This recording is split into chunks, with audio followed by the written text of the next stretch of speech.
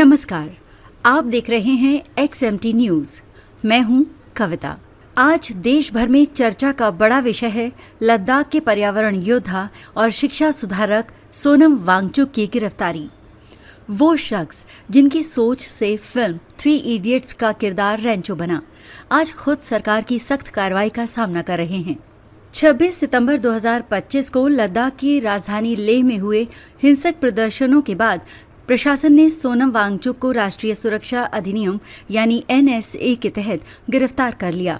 गिरफ्तारी के बाद उन्हें लद्दाख से बाहर भेजकर राजस्थान की जोधपुर सेंट्रल जेल में रखा गया है, जहां उन्हें हाई सिक्योरिटी में निगरानी में रखा गया है। इस गिरफ्तारी के पीछे की कहानी लद्दाख के भविष्य से जुड़ी है। सोनम वांगचुक बीते कई महीनों से लद्दाख को राष्ट्र का दर्जा देने और उसे भारतीय संविधान की 6ठी अनुसूची के अंतर्गत शामिल करने की मांग कर रहे थे।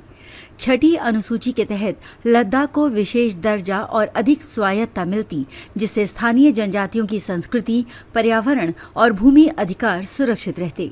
10 सितंबर को वांगचुक ने इसी मांग को लेकर अनिश्चितकालीन भूख हड़ताल शुरू की थी। शुरुआत में आंदोलन पूरी तरह शांतिपूर्ण था, लेकिन 23 सितंबर को लेह में प्रदर्शन के दौरान झड़पें हो गईं। पुलिस और प्रशासनकारियों के बीच हुई इस हिंसा में 4 लोगों की मौत और दर्जनों के घायल होने की खबर आई थी।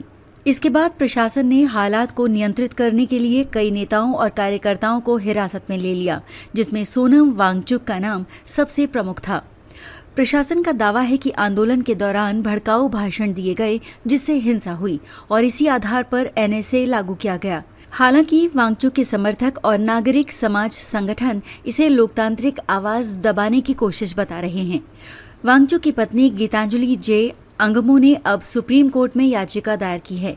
उन्होंने कहा है कि सोनम वांगचुक को बिना ठोस सबूत के गिरफ्तार किया गया और परिवार को उनसे मिलने की भी अनुमति नहीं दी जा रही। उन्होंने ये भी कहा कि एक शांतिपूर्ण सामाजिक कार्यकर्ता पर NSA लगाना लोकतंत्र के लिए बेहद खतरनाक मिसाल है। इधर जेल से सोनम वांगचुक ने अपने समर्थकों को एक संदेश भेजा है। उन्होंने कहा, मैं तब तक जेल में रहूंगा जब तक लद्दाख में हुई मौतों की निष्पक्ष जांच नहीं होती। ये आंदोलन किसी पार्टी का नहीं, बल्कि लद्दाख की धरती और उसके लोगों की रक्षा का आंदोलन है।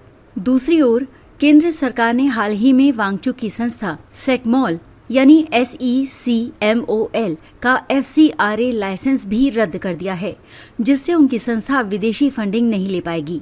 सरकार का कहना है कि सेकमॉल ने फंडिंग नियमों का उल्लंघन किया है, लेकिन संस्था का दावा है कि ये केवल उन्हें दबाव में लाने का तरीका है।